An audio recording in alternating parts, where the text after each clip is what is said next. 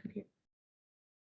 Please consent. All right, guys. So welcome to our Tuesday night call. We missed Mikey last week, but if you're brand new, which there's a couple of you, shout out to you for literally being like a day old and getting on these calls. Amazing work to you guys. Really cool. So if you've never been on one of these calls, basically called the Inside the Trader's Mind call. Got some cool topics tonight that we agreed on this afternoon tonight. Now, guys, remember the hashtag is Blue Wolf, right? Writing it in the chat right now, Blue Wolf. And whenever you guys have a breakthrough on any of these calls, I need you to hashtag that, right? What that indicates to me is that one, you've had a breakthrough, and that signals a $10 USD donation from Tradehouse Oz. And the charities that we support are all about the dog meat trade in Ghana and Asian countries. So really exciting. Please do that. I love supporting, charities that mean something to us. So yeah, anyway, let's kick it off. Now I wanted to, because there are so many new people in the squad, a lot of people are transitioning also over to smart money. Lots of movement happening right now. Okay. And something that doesn't get spoken about very often is actually the self-awareness of trading. Okay. And what that, did I just see Cash in the chat? Yes, I did. We have Tradehouse Canada in the building. If you've seen Cash on Go Live, he's on here. This is what I love, guys. When you see Go Live educators on calls, you should be on the calls. Right? We're never too big for the small things. Ain't that right? Okay. Love you, bro. So when it comes to the self-awareness, okay, so there's been a couple of questions, lots, noticing conversations, I guess, in the Discord, in both the Discords and the Telegrams as well. And I wanted to first bring up this. So can you guys see my screen? Yes? Yeah, cool. So yes. This is in Discord, guys. It's in the trading resources over here. Just scroll up a little bit. I want you guys to read through this with me as we go through it. I'm not going to spend too much time on this because I want you guys to go through this. And this is a very important part of your trading journey. And we're going to talk a little bit about as to why that is. Okay, so go ahead and read this as we talk about it, but also go into trading resources, download it for yourself, print it out, and maybe do a little, journal process of it then. Okay, and I'm not going to read out every single one of them. This is a really good one. You guys are getting better at this, and I mentioned this one weekly. Not only, journaling your emotional states before the call, but also what's really important is your emotional state during the trade. Sorry, I said call before. This is really important. Okay, so I want you guys to go and check out, even this one. Do I blame myself? Do I find myself blaming others / the market for the results I'm getting rather than owning my results? Okay. Have I worked hard enough to complete the education I have access to? Right? Some people go through bounce back once and think that's it. Not at all. Okay. These are really important questions that an aspiring trader can ask. Okay. Education. Just want to frame this. Okay. Education simply means going through the education, showing up on the Go Lives, asking questions, researching. Okay. This is not to be mistaken for training, right? Training is a systemic, oh my God, there's my word for the night. I'm not even going to say that word. Vicky, I love that you're always eating on these calls. Whatever that word is, work on oneself. Who's drawing? Is that you, Mike? I love it when people draw on the screen. No. Stopped? Oh, it's Kareem. I can see you.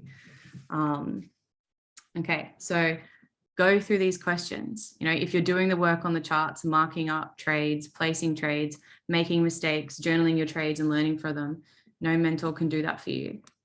Okay. Some questions to ask. Little scoring thing. Trading may not always be profitable, but it is important that it contributes over time to a sense of autonomy and competence, and that it can be accompanied by experience of personal fulfillment.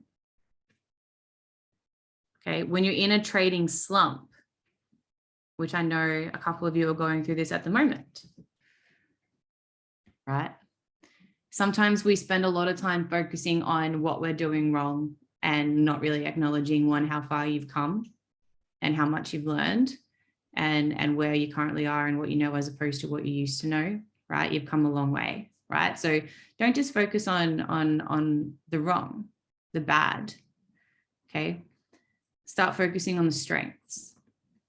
What markets do you trade successfully? What timeframes, holding periods are most successful for you? Right? This is, once again, in the trading resources section on Discord. So with that, I want to kind of start this call, and Mike, chime in at any point in time. We did a lot of last week's call. We spoke about, I love that you canceled like an hour before, because I'm like, shit, what am I going to talk about tonight? Because I thought it was going to be like more on risk management. And I'm like, fuck, here we go. And we went down the rabbit hole of caveman mentality and the behaviors of, you know, winning and losing, and how we don't like to win and lose, and what it meant to win and lose in caveman days. And, you know, if you won, you ate. If you didn't, you were the meal, and and all that type of stuff. So it was a pretty fun night, pretty fun. But sheesh. You missed out. I did. So just, I would have loved to hear your take on that. Actually, maybe we can, you know, go back to there at some point soon. But, you know, in a, you know, to carry on from last week, all about, you know, the behaviors and the mindsets and stuff, and self-awareness, right? You all know that to change a behavior, you need to change the way you think, right? Because that is a extension of.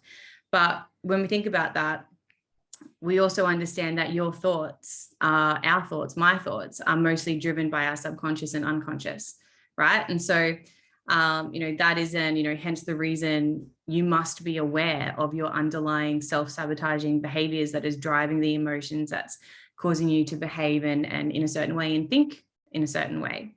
Okay, so when we think about trading, okay, the market doesn't reward us, nor does it punish us. Okay, it doesn't inflict pain. Okay, instead, I want you to think about it. It offers consequences. Okay, the consequences of your actions on the charts. Okay, so because technically, right, you are the one who is doing the doing. Okay, so to change yourself, okay, you need to provide all the condiments, you know, all the spices, all the sauces to do that. You also know that it's impossible to change what you do not know or cannot confront. Okay, and that is that you know, in saying that, that is what makes awareness essential. The more you are aware of your underlying self-sabotaging beliefs, the higher your chance of positioning yourself appropriately to tackle the markets. So I know with my early struggle with trading, right, when I reflect on my own continuous development as a trader, I can see what clearly helped me make the step between, you know, being inconsistent, not profitable, to then being consistently profitable. Okay, and in today's society, where, you know, our attention spans are like fucking fish, right? You know, the average attention span is rapidly decreasing, right? We can lose connection to ourselves, right? So the term self-awareness, it does have a spiritual feel to it. And I know a lot of you who are, you know, your blokey blokes, right, will probably lose interest the moment someone says, you know, self-awareness. Okay, you're going to lose interest in the conversation the moment we bring that up, the moment we talk about mindset, the moment we talk about emotions, because you're not here for that, right? You're here to make money. Money is the byproduct. It is the outcome of you working on this shit. Okay, and I have never met a successful trader who was not highly self-aware. I've never met one. So if you think you can escape it, you're not going to, right? So if you don't know write in the chat, what do you think self-awareness means? Jason made you cry. I did make you cry last week. What does self-awareness mean, guys?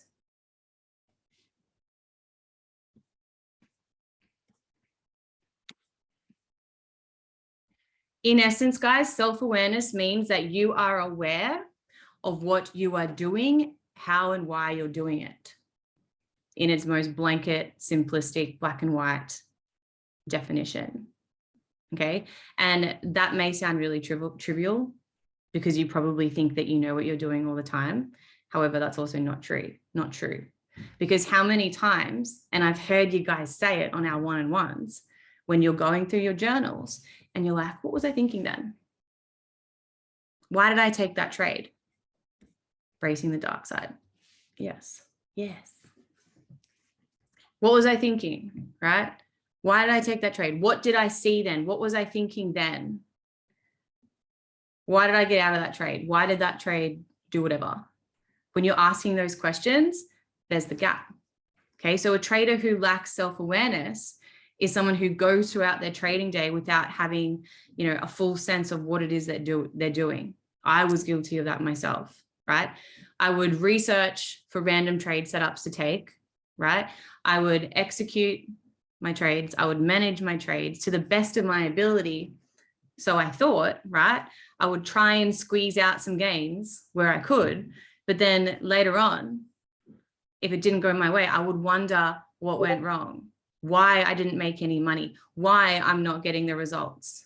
And then I would wake up the next day and do the same fucking thing over and over and over again. Okay. So during that stage of my trading career, I did not understand that my lack of consistency in the markets, therefore my lack of trading success, had something to do with my overall approach to trading and not the actual methodology of trading. Because how many times have you guys thought, this isn't working for me, I'm going to go try this? Have you ever thought to question, maybe it's you? I consider myself a well-educated trader. I'm strong with my TA. I'm decent with my risk management. Right? So if we want to improve our self-awareness, we need to start confronting our flaws. And a large part of that wisdom is understanding how much you don't know and being aware and respecting those flaws. So when we talk about our trading journey, you guys know I preach this every call. I sound like a fucking broken record. Journal your trades, regularly review it. There's reasons for that. Okay. And if you're brand new on this call tonight, and maybe you're a day old, we will have the conversation about journaling. It's in the beginners channel in Notion, right? The bottom one, set up your Notion. Okay. It's all there. And I think after a couple of calls recently with the new journaling in place, it's apparent that some still think that this exercise carries no value in helping you sustain success, but also, achieve success and then sustain it. And I don't mean that in a critical way, because at some point, I'm sure Mike did as well, we once shrugged off the idea of journaling. I'll do it tomorrow. I was too tired. Okay. So when I started journaling my trades properly, I literally immediately realized that many opportunities for improvement were right there. And if I didn't journal them, I wouldn't have seen them. Lenny is a really good example of this in Tradehouse Oz, right? What's that saying, Mike? It's like those who cannot remember the past are condemned to repeat it. That's exactly it. I fucking love that. What is it again? Those who cannot remember the past are condemned to repeat it. Why is that, guys? Why is that? Because some of the best traders, or at least the ones I know that have a very strong desire to succeed in trading, are practicing continuous self-awareness. They know that they have flaws. They don't beat themselves up over it, right? They want to be aware of those flaws so then they can minimize them rather than them being the reason for, whatever pitfalls, right? They're also very aware of their strengths. okay, which is also equally as important. So a trader that is really self-aware, they can describe their trading process to a T. They also have a really good process for reviewment. That was can we just make that up? That was review and improvement together. Reviewment, guys, word of the day. We've got a process for reviewing, a process for improvement. So the awareness of that, awareness of trading weaknesses can then become strengths. I think that's really fucking cool. So when journaling your trades, guys, it may be tedious, it may be boring, right? However, there's no alternative. There is none. If you want to be good at this, you got to do it. And one of the most important components of journaling trades is recalling what you were thinking and feeling during that particular trade. That there alone can give you such decent insight as to where your awareness is at. So next time you find yourself managing a live trade, waiting for a setup, take a few notes, guys. What are the physical sensations? What is your heart rate doing? What is your posture? Are you slumped over like me right now? Are you tense? Are you holding your breath? Mental and emotional states, greed, anxiety, excitement, nervousness, fear, right? Anything else? Are you pissed off at the dog? Like my dog fucking shit in the fucking garage before, and I was like super annoyed at him. Probably not going to get on the charts. Fuming. So when you do that, you can then look for repetitive patterns of success or failure in your trades via your journal, right? So for example, right, if you're trading while you're tired, you may find that the data in your trade journal shows that maybe you take trades with an unnecessary level of risk. Maybe if you are tired, that's when you don't journal your best. These are the little bits of nuggets that's really important and vital for your trading success. So, Mikey, I'd love to know your take on self-awareness in trading and how it's helped you. And from your experience with being a mentor to thousands, what's been some breakthroughs that you've seen, personally, the people that do practice self-awareness consistently? Well, the first thing that I want to say to even my answer when you asked it, when I put it into the chat, was embracing the dark side. What I mean when I say that is ultimately a lot of, again, just in another way of what everybody else said, is facing the things that you don't want to face. We should never consider it a mystery as to why things are the way they are, because if we consider it that it's a mystery, or we don't know what's going on, and we don't know why we are the way we are, or we don't know why the circumstances in our life are the way they are, what can you do about it? Literally. If that's what you conclude to yourself, that I have no idea what's wrong with me. Okay, well, how can you fix something that you don't even, that you're not acknowledging?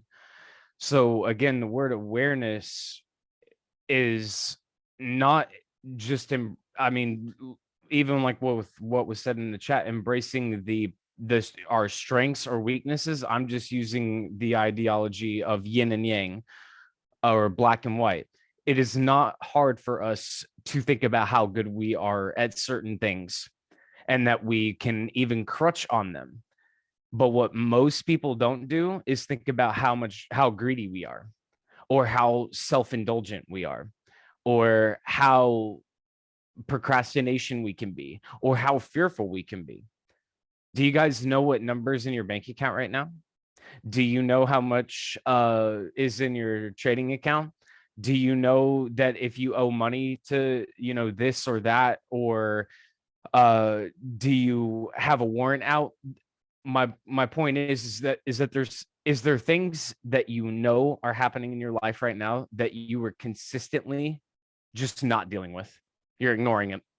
It's there, and it's a lingering problem, but we just don't do it.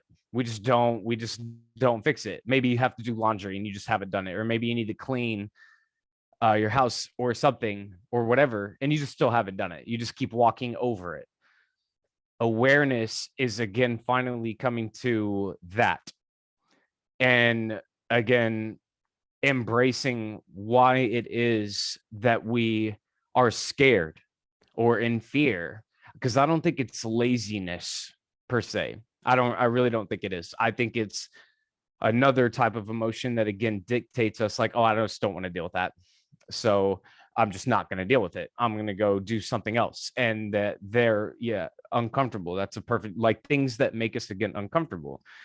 If greed or euphoria or doubt or anxiety or greed or whatever, if these things were not the problem, are not the problem right now in all of our lives, because it's not obviously towards anyone specific, then what is the problem? Like, can you honestly try to justify it other than we are consistently refusing to do anything about what we know we need to be doing things about, period? It's not, again, a mystery. And that's always something that I try to knock down in the idea that when we're talking about trying to change the behavior to ultimately change the results, you have to change the belief that is surrounded by it. Why are we not disciplined? Well, we're not taught it. But then more importantly, like take the drums behind me, for example. Like I always try to explain this through drums, because specifically drums, or just if any, does anybody in here play any instruments? If you do, then you're probably going to know exactly what I'm talking about. But when I'm playing drums, for example, guys, and this goes not just for me but for everybody, the thing that makes drummers and or good drummers versus bad drummers are the good drummers stick to the discipline of the rhythm of the song. What a bad drummer does is stays on the beat, but then just starts going off and just, because you really want to play the drums, right? And you just want to go crazy. It is a natural thing. Or when a guitarist or a pianist or whatever just wants to start adding more notes, getting off beat, getting off rhythm, and then you just completely are not playing the song at a certain point, right? A song is again a specific, beats per minute. It's the same pattern. Like if we were to play, or if I were to play a popular song, like, I don't know, We Will Rock You by Queen, boom, boom, ba, boom, boom, ba. The discipline is to stick to boom, boom, ba, not ba, ba, ba, ba, ba, boom, ba, boom, boom, ba, and just doing all sorts of crazy things. The discipline of, again, doing the same thing over and over and over and over, that's what instruments teach me. Because the same way, guys, that you learn to play an instrument is the same exact discipline or ideology that you use to apply to how to get better in trading. It is repetition of the same actions over and over and over. And just like what SJ was saying, if you're not tracking anything, then what is the alternative?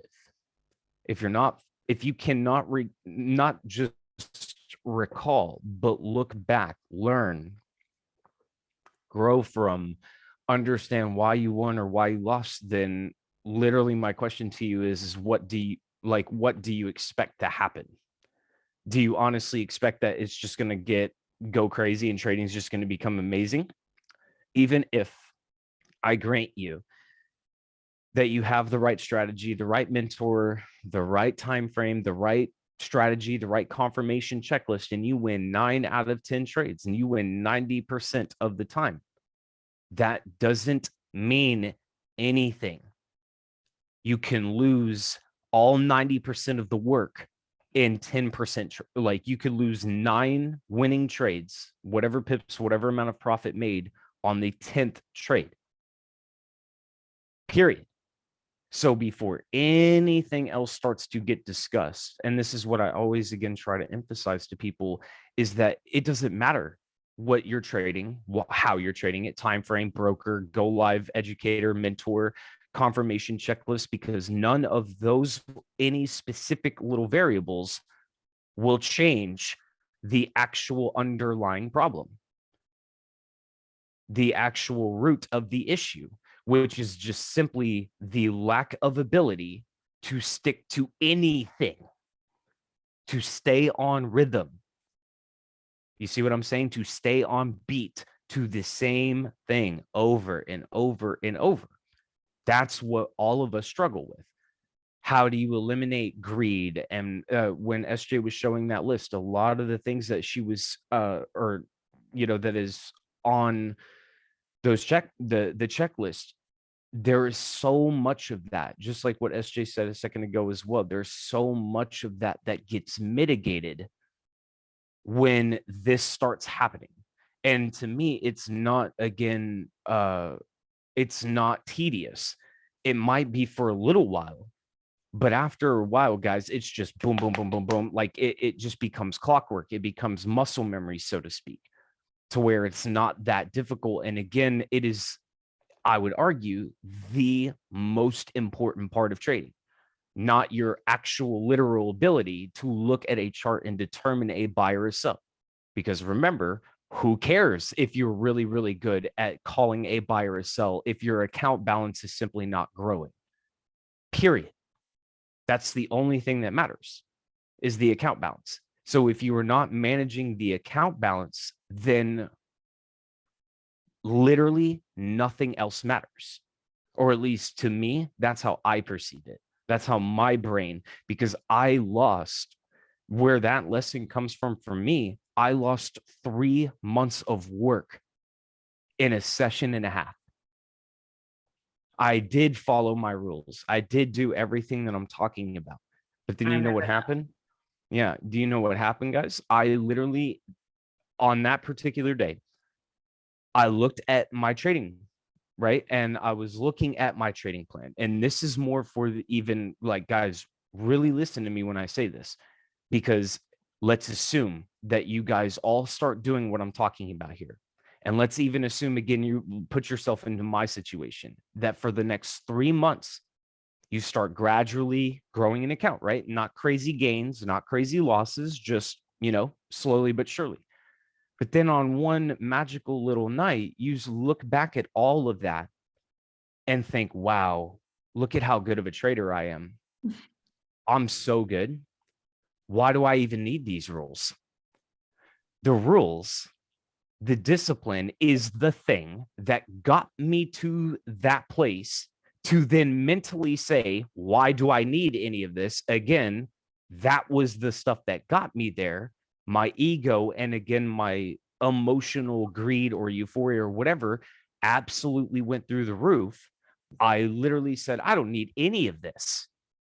And then made a series of bad decisions in that particular London session and lost 3 months of work in a night. Can I add something there, Mikey? We had a guy who's doing really well at the moment, message me on whatever day it was. This is like yesterday or the day before, saying that he had a really good couple of months and went from negative to positive. And he was asking if he should put more in his account. And I think this is a very good question for everyone, because I have no doubt this will be for you as well. He was doing really well, went from negative to a positive, and he asked, should he add more money to his account, or should he just up his percentage of risk to 2% instead of 1%? What do you guys take from that? Greed. Yeah. And obviously that was, my response is, sometimes overconfidence, guys, when you, just like Mike, when you are doing really well, you get a bit cocky. Greed. Yeah. Cocky, ego. I myself, can you think about the burn? Like, how did I learn to not touch fire? How did you learn to literally not touch fire? You burned yourself, right? You have a scar. Your brain remembers. And so again, that night, I was obviously upset. I wasn't happy. But then again, there was another part of me that was very happy. I no longer wasn't blaming the markets. I wasn't blaming anybody but me. But the beauty, and again, the thing about that was that I could clearly identify what went wrong. And that from that point forward, I said, if I don't allow that to happen again, what I did there in that 2 months, I can continue to do. You see what I'm saying, guys? That lesson, that burn, that pain, that was such a, and that's where again I was even smiling, like I was upset, but again I was also just thinking, I was almost laughing, like, you know, the like the misery laugh or whatever. We're just, it's just like, oh my God, I cannot believe this happened, but I'm still laughing about it. The reason why was, again, I was excited for what I then learned about trading. And that's again what I always try to impart on people, because naturally, for me, for SJ, for everybody, when we first get started trading and when we actually really start getting into it and everything, the natural idea is I need to learn a strategy. There is a strategy out there that I do not know, and that once I have it, I will be a millionaire. I thought the same thing. Everybody thinks the same thing.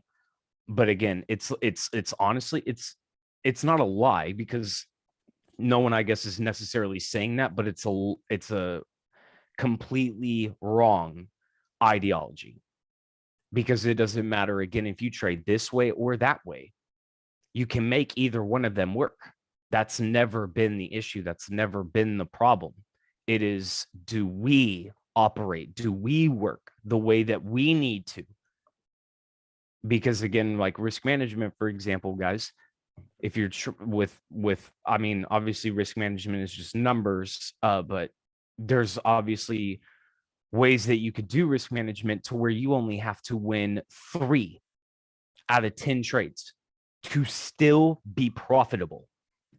You could lose more and lose more trades and win a few and still be profitable on the account, which is the only thing that matters, period. And that's a 30% bar. You see, and I do that on purpose to deliberately push it down as low as I possibly can, to say, you know, the easier it is to, of course, get over that bar, right? As opposed to, again, I need to win the way that the majority of people trade. I need to win 90% of the trades that I take, because that loss is catastrophic.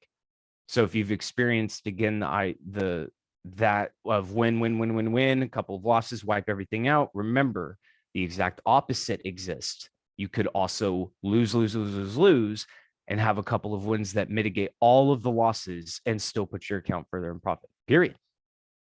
And when we come to accept that that is the reality, and that we, as the crazy, complicated human beings, when we finally adhere to it, when we finally get in line with that, it keeps us on that line, as opposed to going left and right, going crazy. And the way I always impose that question to anybody is, if you were to get into a trade right now, do you know what you're going for? Yes or no? Not just pips, or not even just risk management, in terms of even percentages on the account. Or if you want to count pips, it's still the math. Do you know the math? Yes or no? And if you don't, then the conversation stops there, period. Because nothing else will matter. None of that will fix anything. So as you continue that process of, again, making sure that these certain things are met, because it's not just risk management, it's also the emotional check. Like if you're super tired, if you're super hungry, if you're super horny, if you're super exhausted, whatever the case may be, it doesn't matter. If you're going to act in an emotional way, you, as the person that is trying to manage your life, you want self-independence, right? Well, that comes with the accountability and the responsibility to be able to acknowledge that. As just one example, if you can recognize that, again, I haven't slept and I've been working all day or whatever, then don't get on a chart where you're operating at like a 30% efficiency or 40% efficiency of your brain, start making stupid, dumb, bad decisions, and then it just leads to more frustration. You see what I'm saying? So, as again, an example, an emotional check, that is also important for sure, because you obviously just need to be, what I like to say, balanced. But balance is obviously like a insane idea, but looking to try to get as close as you can to balance, especially when you're stepping onto the markets. Because as long as you're letting the math do the heavy lifting for you, then the discipline from you, from all of us as human beings, then is applying that math, risk management, and then also the discipline of checking yourself at the door, emotional intelligence. And those are the two things that most traders, if not every single trader I have, including myself, I have ever met, we all as a society lack number management and emotional intelligence. We are not taught those things. Those two things, especially in trading, much less literally every other aspect in our lives, is the key, in my opinion. Because, and especially in trading, what's done to make $5 is exactly the same thing that's done to make 50 or 500 or 5,000 or 50,000. So it's not a question of how do I do it. It is, can you consistently do it over and over and over? That's, to me, the reason why I put it that way, guys, is because how can it be put in a more simple way? How can it be broken down to then it is not vague. It's not a mystery. My brain can easily wrap itself, I guess, around that idea of it's again, it's a very simple equation. It's not super crazy or anything. So what directs that behavior, or what makes that behavior from people, for all of us here, for example, it's different for every one of us.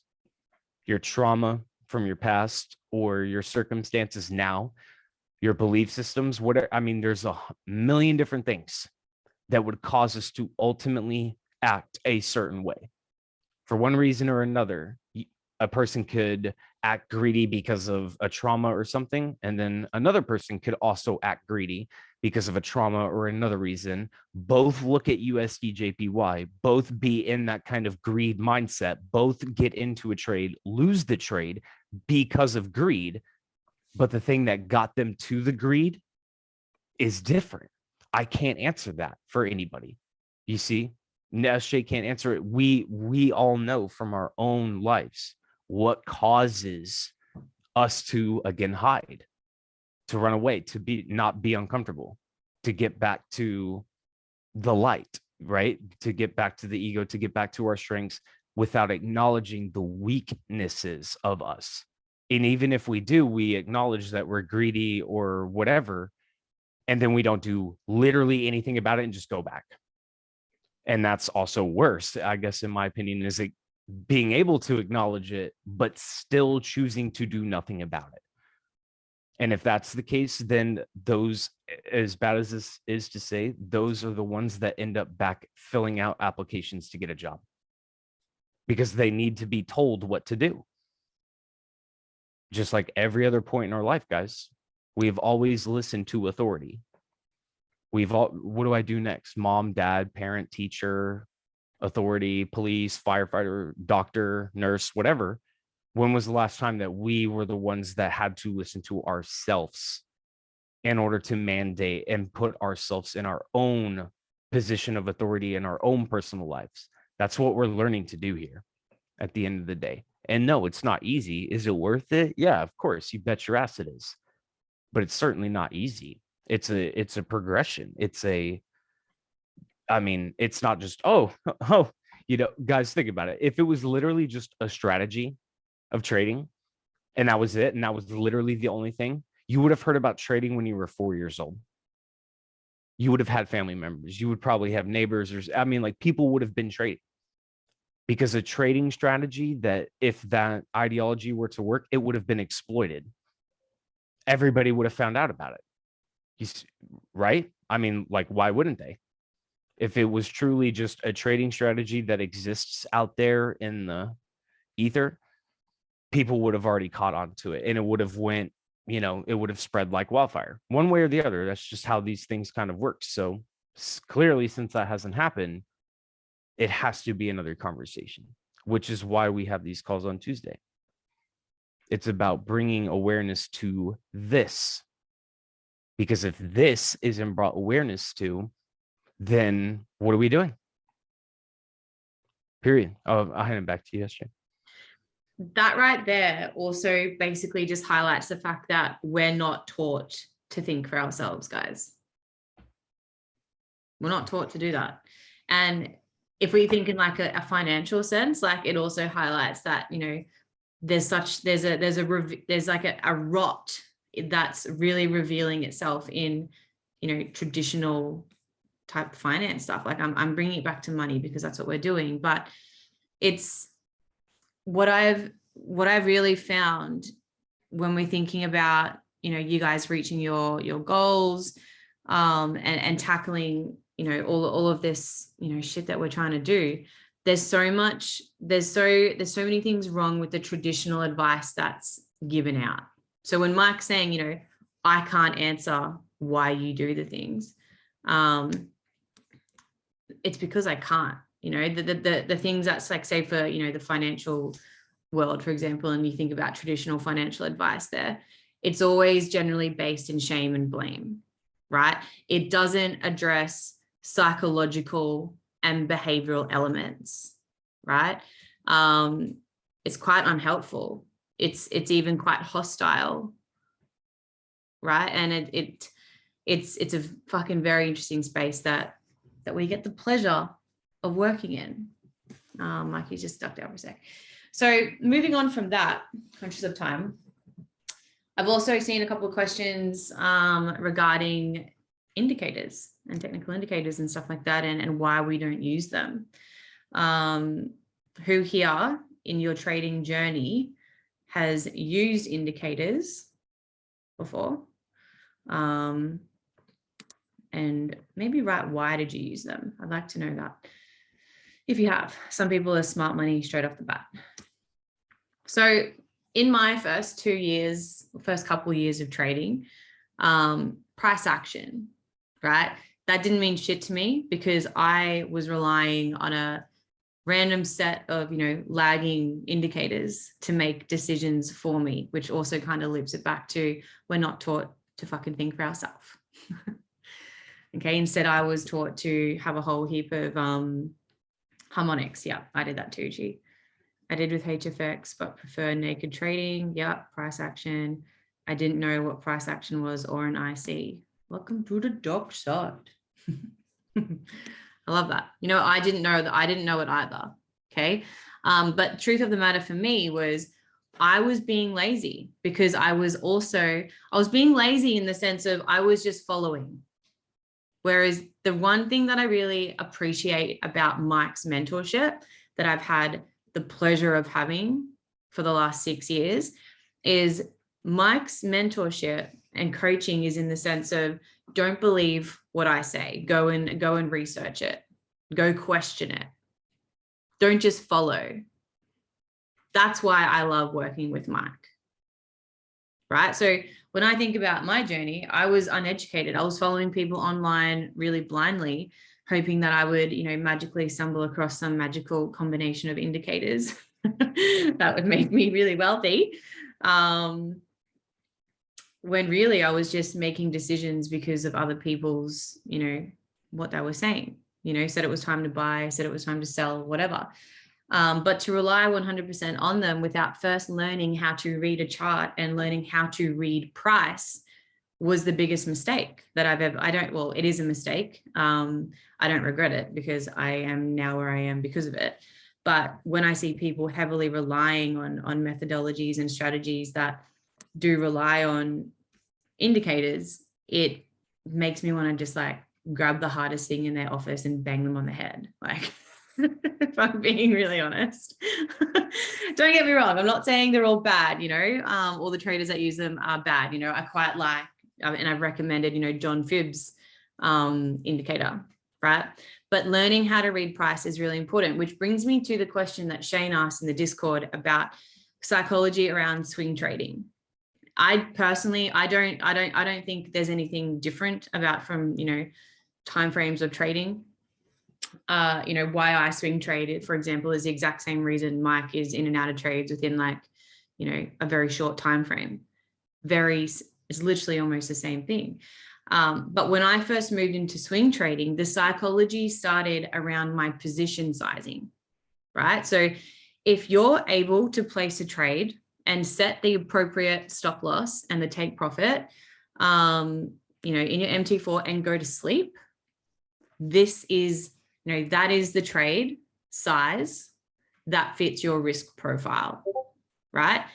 If, however, when you place a trade and you find it difficult to go to sleep, you're always thinking about the trade while you're, away from your phone or you're away from your computer, you feel the urge to constantly be checking it, then the trade is too big,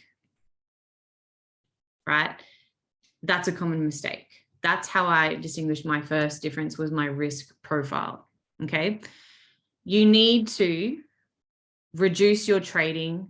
Like, if you can't go to sleep and happily not look at it and just don't give a shit, right, about what happens, like you're in the trade, your risk is set, your stop loss is in, your TP's there, and you can't go to bed without waking up in the middle of the night, then it's too high, right? You need to get to the point where you can place a trade, accept the risk. Every time you enter a trade, you need to accept it. That used to be a question I asked myself. Do I accept the possible loss that could come with this trade? If I can't accept it, then maybe I need to lower my risk, or maybe I just don't get in the trade altogether. Okay.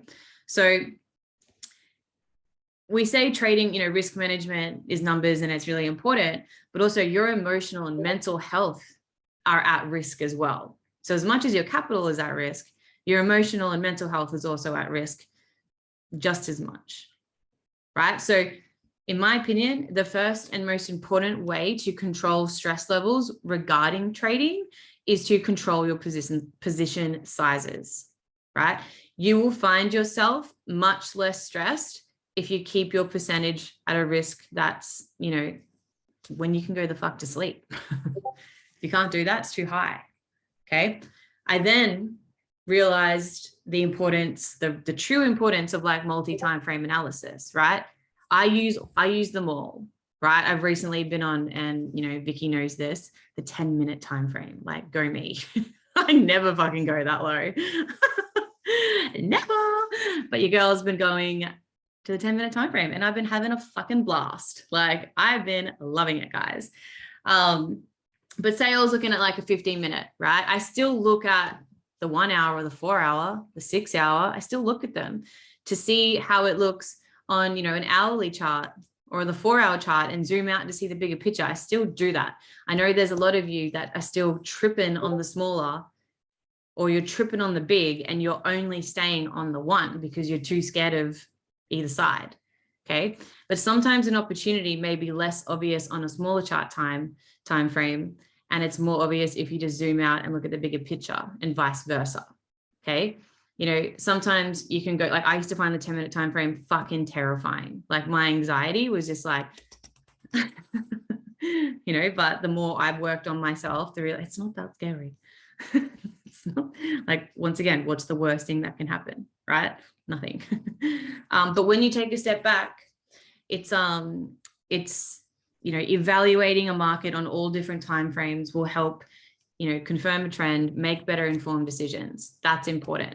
When it comes to the emotional management of the psychology, when you analyze a chart for some time, right, and you see a decent trade, you pull the finger you pull the trigger, you're really confident in your analysis. But after 5 minutes or so of being in the trade, okay, put a 1 in the chat, and you're lying if this hasn't happened to you, right? You're really confident in your trade, you're in it, and then 5 minutes in, you're a fucking couple of points lower and you start shitting the bed. Like, you're lying if that hasn't been you, right? So what do? You close your position, you get out of the trade, right? You close your position because your emotions start getting in the way, right? So whether the market's in, an uptrend or a downtrend, you will witness a lot of noise, and that noise can impact your trading and your decision. So you need to filter it out, and you need to filter out the noise to keep your emotions under control.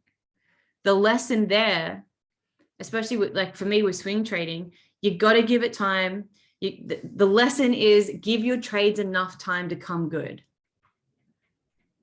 right? So many of you are focusing on like a 3-pip stop loss and you're getting wicked out. You're so focused on getting it perfect. And that's pew pew sniper, right?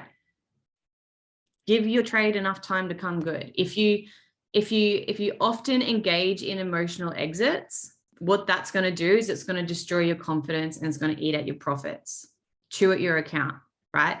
Now, that doesn't mean that you can't change your mind when new information comes in. That doesn't mean that, right? So, say, I don't know, structure broke, I don't know, failed to make a new high, new low, whatever. This should all be considered and put in your trading plan, like part of your active trade management, right? What part of your exit rule, right? Always ask yourself the question, when you go to exit the trade, guys, ask yourself the question, whether your decision to exit the trade are emotionally driven or backed by technicals and fundamentals. Ask yourself that every single time you go to close out a trade. Is this driven by emotion or is it backed by technicals and fundamentals or fundamentals? Right? The reality is that even a really profitable system, you will go broke if your risk is too big. Mike just said that. He wiped out 3 months of work. You will go broke even with the best system if you are not practicing risk management. So to wrap my little fucking waffle up here is risk management is super important, as you know, alongside your emotional management, right? You need to spend less time looking at the charts and more time researching, reading, back testing, analyzing. Do you guys think that TradingView is going to be like, oh, Caleb's been on here for 6 hours, let's give him a good trade?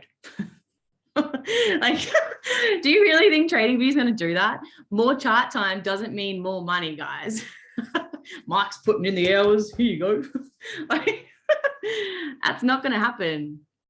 That's not going to happen, right? If you take more trades than your strategy dictates and your trading plan dictates. Oh my God, I can't remember it. That's a warning sign, right? That's your warning sign. That is often a result of boredom, lack of discipline, whatever else, okay? And since these trades that you're taking is occurring out of your trading plan, they're less likely to perform well. Okay, so stop trying to rush the trades. A new opportunity will always come along, right? You only need a few good trades to have a blue week. That's literally it. Dictates. That's my word. Mikey. Indicators. What's your take on them? Why don't we use them? And so two questions. Indicators. When you like, I want you to share. It wasn't Charles Dow created indicators, or one of them, or the start of them. I don't know. I'm sorry, I didn't mean to cut you. No, you go. Well, by definition, guys, there's nothing wrong with indicators because, for like smart money, there could be a smart money indicator. All that is just an algorithm. But a lagging indicator, yes, is bad in the sense that people crutch on them. Yeah, that was me. And crutching on them is the real problem. There's nothing wrong with indicators. Because again, it doesn't matter what strategy you're using, you could code that into an algorithm that then would be a indicator. So by definition, it doesn't matter if you're using an indicator or not, because the more important question is, instead of using the word indicator, is you're being told what to do. You're looking to be told what to do. So as a better example, robot traders. AIs. Why should we not use AIs? Or why do people use AIs? Because they don't want to do the work, right? Who wouldn't just want to put money into a thing and it does all the work for you, then you just make money? Like it, but the irony is that people will just, I have seen it for years, people just flock to them. Just flock to them over and over and over. And of course, no algorithm like that works. No, there isn't an auto trader that works because the market changes. There's different seasons, seasonality. I mean, there's just a bunch of different things that, of course, will inevitably make them fail. But again, it just brings us back to that it's not, again, so much an indicator, because like I use the moon phase indicator, but the moon phase indicator has really, again, inherently nothing to do with trading. It is literally just the moon phases, a full moon and a new moon. And all it is just put onto a chart in terms of the days of when a new moon and a full moon happens. You can just Google the lunar calendar, and that would be, again, the exact same information as the indicator of moon phases on my chart. So again, start making whack decisions. huh? Yeah, I was right. Dana, But the point is, huh? I was telling Dana to stay off the charts. But again, it has nothing to do with the indicator itself. It has everything to do with people thinking that, oh, well, the moving averages are crossing in, there's a divergence, and there's this, so therefore buy. And it's again because we'd rather have a moving average or those things tell us, oh, the market is overbought, so we should sell, instead of actually understanding in price action, just like what SJ said, why the market is overbought. And so, yeah, you could say that indicators are redundant, because if you, again, understand price action, you don't need a moving average to tell you, right? So, I mean, you don't really need them, again, if you understand price action, but certain indicators are helpful. Like for me, for example, the moon phases. It's not telling me anything about price action. It's telling me, again, about the moon phases that are, of course, applicable into the charts, but it's not me like, oh, there's a new moon, so I'm just going to buy, because that would be the problem with me, like using the moon phase indicator of like, oh, there's a full moon, just sell whatever, sell what, doesn't matter. Yes, sell. Do you see what I'm saying? That's the problem with indicators. So don't do that. But of course, if you want to have something that's telling you about divergence, there's nothing wrong with that. If you want to use an RSI, there's nothing wrong with that. If you wanted to use the volumes, there's nothing wrong with that. But the problem is, again, if you're using that strictly as, oh, it says this, so I'm going to do this, that's where it becomes a problem. That's why so many people have struggle with the harmonic scanner, for example. The harmonic scanner will print a pattern of a bullish shark, for example, and then people just buy. Period. That's that, like, like literally up, it says bullish, it says buy. There's a lot more that goes on than just the harmonics of price action, because harmonics are a wonderful thing to learn 100%, because it teaches you about the geometry of the algorithms. But just because of, again, there's a harmonic on the 4 hour of a bearish Gartley, does not mean I should sell. That's just not how that stuff works. And if you do that, then you're going to be completely contingent on those things, which in my experience has never worked out for anybody. So, yeah, nothing wrong with indicators, guys, but don't think that they are the solution to anything. Don't think that like an auto trader is going to make you a millionaire, because a lot of people think that. And well, I've seen a lot of people go broke doing that kind of stuff. So that was me. 2015, lost 15 grand to an auto trader.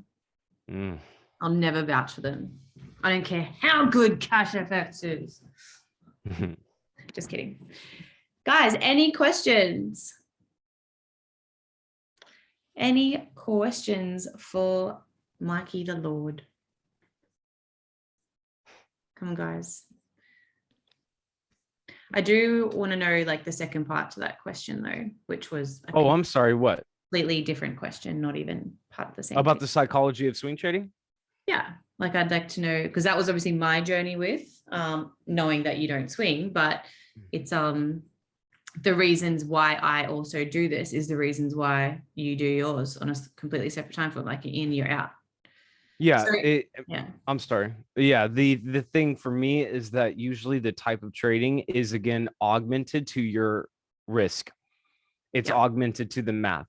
So I mean, obviously, guys, if you're going to be like scalping, for example, what does that mean? Your lot sizes will have to be higher. Your stop losses are going to be closer. If you're swing trading, you can space out where a take profit is, where a stop loss is, lower the lot size, right? So again, that's just a risk appetite for usually if again I mean, just put simply, it doesn't matter what type of way that you're trading. If you cannot walk away comfortably, like at all, to where, for lack of a better term, you just don't give a shit. You get into a trade and you just don't care what the outcome is. That's the best way to trade. On the other hand, if you are trading and you're uncomfortable, like you're putting yourself deliberately as in I cannot walk away, or if the market goes down a couple of pips and you start panicking, then you need to stop and re-augment the math, because that needs to change 100%. If you're not comfortable with whatever it is, then again, in terms of the math, if it is making you uncomfortable, then yeah, you need to tone it down. But you don't have to swing trade necessarily to tone the math down. You could also tone the math down on intraday as well, or not the math, tone the numbers down to where the lot size isn't as high, right? And you lower it, and it makes it a lot easier. And finding that equilibrium, because again, there is no right or wrong answer. Swing trading is just a style. I mean, it just as much so as scalping is. And some people are comfortable getting in and out in minutes, and some people just simply aren't. Like a lot of swing traders can't do that. Maybe they emotionally can't handle it. Maybe it doesn't interest them, whatever. And then scalpers can't do swing trading because they can't handle it. And it's like they're just holding it forever. And then they just like, should I close? Should I close? I'm up, whatever, blah, blah, blah.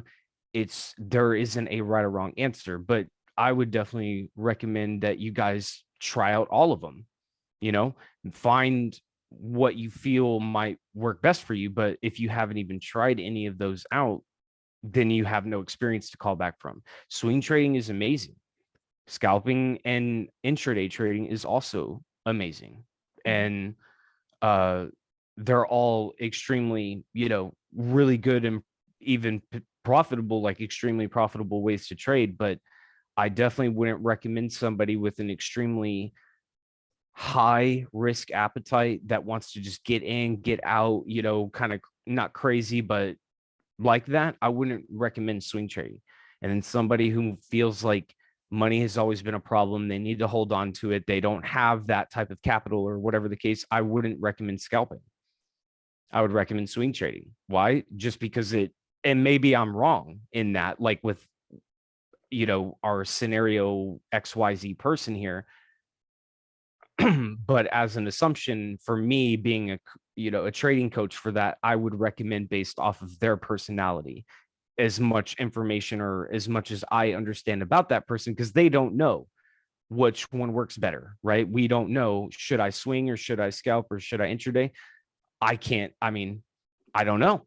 What do you think, right? And that's what the whole self-discovery process is about, right? So testing the waters out on them, and then obviously as we learn more about ourselves, then we start to say, okay, it might be better for me to hold trades for a week and go for a higher take profit, or or the exact opposite, getting in and out very, very quickly, because maybe you like the thrill of it and it makes it more exciting and it makes you more attentive and it makes you more, in that moment. And then you make what you're supposed to make in terms of your percentage and you're done. Maybe you like that, maybe not. I don't know. Love that. I'll let you answer this one for Aussie. What's your advice for someone who works full-time, runs a family, is tired most of the time? So when's the best time to trade? Well, I would always if we feel like there isn't enough time, then naturally, usually swing trading is usually the answer. I even also scalping, but when is the best time depends on a few things. And that would be what, of course, pairs you're trying to trade, when they move typically, naturally, and then more importantly, also when you literally even have the ability to sit down in front of the computer, right, and actually look at the chart. Because I could say the London session, for example, but if you are working during the London session, then that's just not possible, right? So it's hard for me to answer that question of like when is the best time, because there's different answers. I like London and New York. I like the London New York crossover when both of them are open. I like that time because London and New York typically move the most volume. But Sydney and Tokyo also definitely does as well. And there's plenty of moves during those sessions as well. But for me, my answer for that personally is that I've always been a night owl. And so obviously I'm out here in the States. And so the London and New York session are in the middle of the night, like right now, obviously, right? It's 6 a.m. for me. So it's during that time period, but it's not because I'm up at night right now, for example, because I needed to be on this call or because I'm trading. I have always been a night owl my entire life. So it just fits for me. But there's plenty of people that I can say out here, like in the United States, that don't want to be up at this time, and that they do trade at the end of New York and trade into Tokyo and Sydney, or maybe they trade at the beginning of London and go to bed. I mean, right? There isn't a right or wrong answer, but for anybody that again doesn't have a lot of time, there's alerts. There's a lot of things that you can do in trading to help alleviate the problem of time, because once you start looking at the charts and get through that learning curve, it's not so much sitting down and spending an hour and a half dissecting a chart. Eventually it's like, what's this time frame say? What's this time frame say? What's going on here? Price action, boom, boom. Okay, I'm looking for the market to go here or here, and I'm going to buy or sell if it does this or that, right? I mean, eventually, I'm not saying it is for anybody here yet, but there absolutely is a point where you not stop learning, but you start implementing what it is that you have learned and getting into the the the rhythm, or getting into the habit of that. And eventually you start just cutting that time down to where it's just as much as anything else. Like you just bada bing, bada boom. And you're not spending that much time, or at least it is for me. All I need to see, honestly, like on gold, for example, without even looking at a chart, what time is it and what's the price of gold? Usually with just those two bits of information, I could literally almost create the chart in my head without even literally looking at it. Just because if I had looked at the chart 4 hours prior to that, or 2 hours prior to that, or even an hour or whatever prior to then me looking at it there, or just looking at the price and time, more or less, I can think about, oh, okay, the market was here, and so it went up, right? Or the market was here and it went down. So with that information, again, you can come to a conclusion. So there is definite absolute workarounds. Remember, guys, trading is a 24-hour, 5-day week or 7-day week with crypto, right? If a 24-hour thing can't fit into a schedule, then what can? If this can't be that solution, then what will? And not just Oz or anybody in particular, but and the thing to me is that trading is the most adaptable thing. Like it can bend to you, not you having to try to bend the other way around. Question. What would be, Mike SJ, what would be the top mental attitudes of the best traders you've studied and met? I know that when you model the specific actions, beliefs, and attitudes of successful people, you can produce similar results, besides the obvious of risk and emotional management. They just are literally almost my easy answer to that. Not easy, but it is an easy answer, but not to just give you a cliched answer. It's the ones that truly don't give a shit. When they just walk into it with the state of mind of like, I don't care what happens, What that really means is that they're not emotionally attached to the outcome. Mm. So it's a lot easier for them to get in and out of trades. Just it's very easy. It's seamless, right? They don't bog down on losses. They don't get hyper crazy and super duper excited when they win. It's just, like, what when I say they don't give a shit, of course they do. To be clear, I should definitely make that clear. Of course they care. But what I'm saying is that they do not attach themselves. So they are just in and out. That is absolutely one of the best behaviors, in my opinion, or mental attitude. I also like to extend on that with, in terms of self-worth, is not attached to your results in trading as well. A lot of people fail really hard personally when they feel like they're not getting it as quick as they should, or they're comparing it to someone else. Your worth isn't dependent on how good of a trader you are, FYI. But in my experience and the people I've met, it would be the ability to be in the moment, but also be future focused. And what I mean by future focused, I mean, you're in this for the long run. This is not a get rich quick overnight game, guys. This is a marathon, not a sprint. You're here to learn, show up every single day, focus on, what can you do today in this very moment to be a better trader? What can you learn from yesterday? So bit of hindsight in terms of like, what did I do? This is why when you are journaling every single day, guys, on your trading days, the 2 questions that you need to ask yourself: what did I do good today? Or what did I do well today? What can I do better tomorrow? When you're journaling, they're the 2. At the end of your trading day, ask yourself those 2 questions.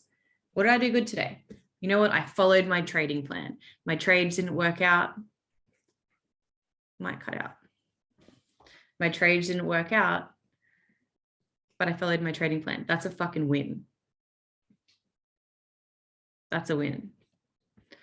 Well, I think that's it from us, gang. I hope you had a very pleasant time with us tonight. Had a very pleasant time with you. I don't know if you saw that giant moth fly and got stuck in my hair. That was a bit hectic. But I appreciate you all for being here tonight. Thank you for the blue wolfies. Save the dogs. We should get some merch for this call. Man, where have you been? We fucking have merch. Where have you been? DM me. Thank you. Much love, guys. Appreciate you being here tonight, as always. Next week, we're going to have Cash from Tradehouse Canada will be joining us. So bring your questions. The week after that, Leon was going to be tonight, but he got the time wrong. He thought that, in his defense, it was always 9 o'clock Victorian and 8 o'clock Queensland, but since we're on the same time, 8 o'clock p.m. So 2 weeks, we've got Leon, which is going to be fucking fun. Next week, we've got Cash. So bring the questions, guys. I'm going to be hosting the next 2, not talking. So whatever questions you've got, DM me, bring them. It's going to be like an interview style. It can be charting related. It can be anything you damn well want. I appreciate you all. Have a beautiful night. Have an amazing trading week. Journal those trades. Do whatever you need to do. See you next week, guys.